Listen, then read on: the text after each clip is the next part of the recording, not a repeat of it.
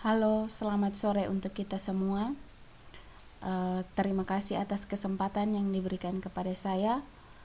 Atas nama Angelina Salu, NPM 52170033, untuk mempresentasikan hasil kerja pra-proposal saya dengan judul Karakterisasi kandungan mineral pada garam dapur yang diproduksi oleh masyarakat di sekitaran Laut Pantai Utara. Kita masuk kepada bab 1. Yang pertama, latar belakang. Seperti yang kita tahu, bahwa Indonesia merupakan negara kepulauan. Indonesia dengan negara kepulauan ini menjadikan Indonesia sebagai negara yang memiliki garis pantai yang cukup besar. Nah, garis pantai yang cukup besar ini dimanfaatkan oleh masyarakat di sekitaran pantai untuk dijadikan sebagai lokasi perindustrian garam. Sama halnya seperti masyarakat di Indonesia lainnya, masyarakat di sekitaran Laut Pantai Utara juga ikut memproduksi garam. Tetapi, produktivitas garam di Indonesia belum mampu untuk menjawab kebutuhan garam di Indonesia.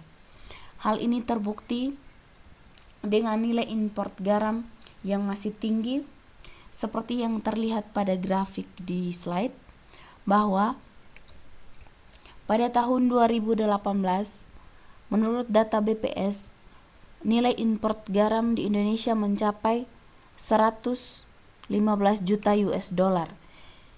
Nilai ini merupakan nilai yang cukup besar karena mencapai 115 juta US dollar. Import garam yang tinggi ini disebabkan oleh karena produktivitas garam yang belum maksimal. Nah, yang menyebabkan produktivitas garam yang belum maksimal ini adalah masih terdapat banyak pengotor di dalam garam yang diproduksi oleh masyarakat di sekitaran pantai. Oleh karena itu, saya mencoba untuk mengetahui kandungan mineral atau pengotor-pengotor apa saja yang terkandung di dalam garam yang diproduksi oleh masyarakat di sekitar Laut Pantai Utara. Rumusan masalah adalah kandungan mineral apa saja yang terkandung dalam garam dapur yang diproduksi oleh masyarakat di sekitar Laut Pantai Utara. Tujuannya untuk mengetahui kandungan mineral yang terkandung dalam garam dapur yang diproduksi oleh masyarakat di sekitar Laut Pantai Utara. Bab 2. Garam merupakan gabungan dari beberapa senyawa kimia yang terdiri dari NaCl sebagai bagian terbesar penyusun garam tersebut, dan juga pengotor lainnya seperti CaSO4, MgSO4, dan MgCl2. Garam memiliki kegunaan dalam bidang industri, pengolahan makanan, pertanian, produksi obat-obatan, dan bahan kimia lainnya. Hal inilah yang membuat garam mempunyai peran yang sangat penting dalam kehidupan kita sehari-hari.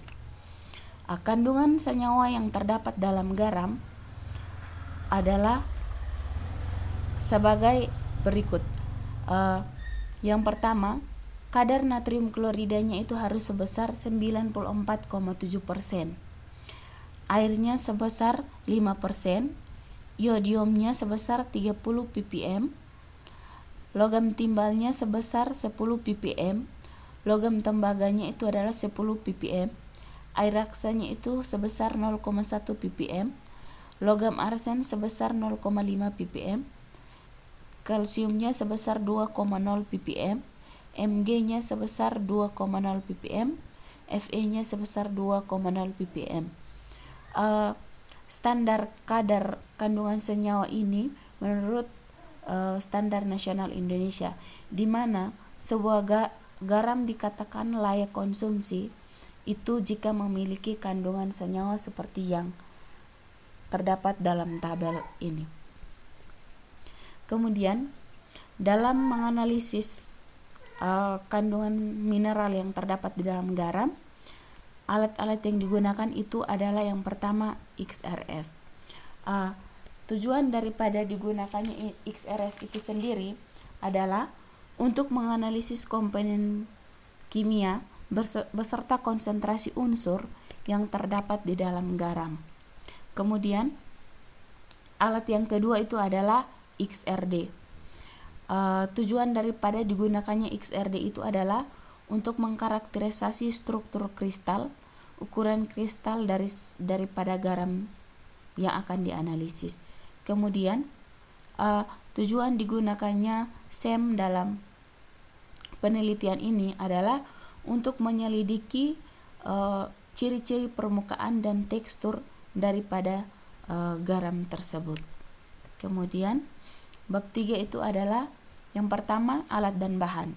Bahan yang digunakan dalam penelitian ini adalah sampel berupa garam dapur yang diproduksi oleh masyarakat di sekitar laut pantai utara.